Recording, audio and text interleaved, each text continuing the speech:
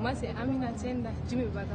Je suis étudiante dans la deuxième année de médecine à l'université ici. D'abord, la conséquence de la suspension de notre faculté, en moi-même personnellement, je suis perturbée. Je suis là à la maison, j'ai rien à faire, tout le temps je suis là. Bon, ça empêche même la lecture, quoi. Ça joue sur le quotidien. Même en famille, je ne suis pas à l'aise, je n'arrive pas à m'épanouir comme d'habitude. Je suis inquiète de mon avenir. Et puis, c'est que je peux demander aux deux ministères, le ministre de la Santé et le ministre de l'Enseignement supérieur.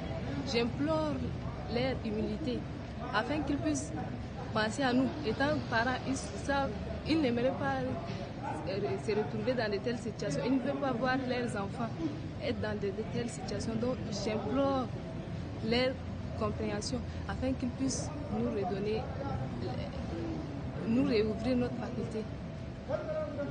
Je tiens vraiment à les supplier pour cela. Merci. Je dis Maris, je suis en deuxième année de médecine. Au fait, disons, la suspension vraiment joue vraiment sur nous. Et on est à la maison, on ne fait rien. On devrait composer la deuxième session et c'est arrivé. On ne sait même plus, on est démoralisé. Et d'après ce que le gouvernement a dit, on attend toujours à ce que voilà, il jette un regard sur nous. Parce qu'on est vraiment à la maison comme ça. On n'arrive pas à comprendre. Et les mois passent et on ne sait pas s'ils vont nous relever ou pas. Donc, on fait appel pour qu'ils revoient ce qu'ils ont dit. Et puisque je ne vois pas, ils n'ont pas un problème avec notre enseignement. Selon ce qu'ils ont dit, ils n'ont pas un problème avec notre enseignement. Donc, ils n'ont qu'à revoir. Et même si c'est les papiers, ils vont résoudre ça petit à petit. Donc, je les supplie, parce que nous sommes aussi des Tchadiens et tout le monde n'a pas accès à la fac publique. Donc, cela, c'est aussi pour la contribution. C'est une contribution à la santé. Donc, c'est ce que je demande, quoi. Merci. Pour la présentation, je suis Haïnamou Fidèle. Je suis à la première année de médecine et Mikoussi.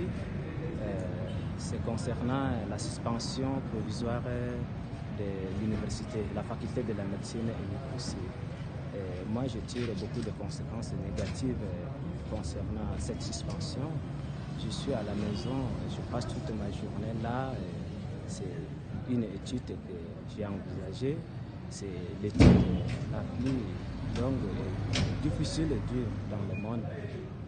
Beaucoup veulent étudier la médecine, beaucoup viennent à Mikoussi pour acquérir des connaissances. Parce que le fondateur de la faculté de la médecine Mikoussi a fait venir des hommes de cerveau pour nous donner des cours dans la faculté. On est en train de recevoir, la qualité de la connaissance elle est vraiment haute, hautement qualifiée. Et nous sommes si nombreux, on attend maintenant ce que le gouvernement fait pour nous. Parce que le fondateur a beaucoup fait jusqu'à là et nous sommes en suspension.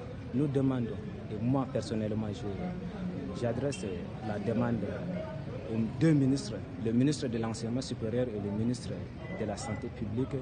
Nous les demandons de nous aider dans la levée de cette mesure, car l'avenir de ces Tchadiens dépend aussi d'eux. Nous les supplions de nous aider à nous donner l'autorisation. Bien sûr que s'il n'y a même pas un test qui permet la délocalisation d'une faculté dans un autre pays, ici au Tchad, comme ils ont parlé de l'autorisation, nous les demandons de nous donner l'autorisation. Et nous demandons aussi au gouvernement de nous aider à arriver à une bonne destination, car les structures privées forment aussi des personnes au bien-être de la population.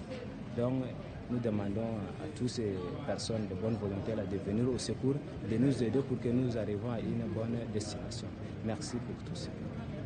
Je suis Benjamin Yossia, étudiant en première année de médecine à la faculté de médecine de Mikoussi. Voilà, après la suspension de notre faculté par le gouvernement, cette nouvelle a été vraiment un coup dur pour nous, parce que ça a été très difficile vraiment d'acquérir cette nouvelle. Et là, jusqu'à présent, nous sommes à la maison et puis ensuite, ça nous fait vraiment mal qu'on ne fasse pas les cours, alors qu'on a même déjà fini le premier semestre, le second semestre même, on a fini le cours. Il reste juste à composer et puis clôturer l'année. Et jusqu'à là présent, la suspension n'est pas levée. C'est un coup dur pour nous parce que là, on est vraiment attristés. Et puis là, ça nous touche vraiment. Et on lance cet appel au gouvernement parce que nous sommes aussi des jeunes citoyens de ces pays. Étant donné qu'ils ont suspendu la faculté, ils ont dit qu'ils vont mettre une commission sur place pour essayer de nous trouver une solution. Et jusqu'à là, c'est sans suite. Nous sommes là à la maison et maintenant la rentrée s'approche. D'ici septembre, tout va se clôturer ailleurs. Et qu'est-ce qu'on va faire de nous, ces jeunes on est déjà à une deuxième promotion. Et puis, qu'est-ce qu'on va faire? Qu'est-ce que le gouvernement pense de notre sort?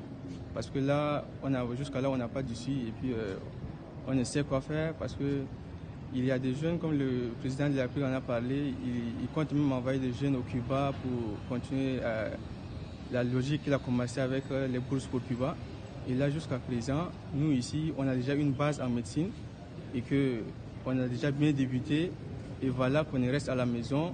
C'est vraiment très difficile pour nous d'encaisser ça, quoi. Donc, on fait appel au gouvernement de penser à nous parce que jusqu'à là, on attend son appel et puis qu'est-ce qu'il va décider, quoi.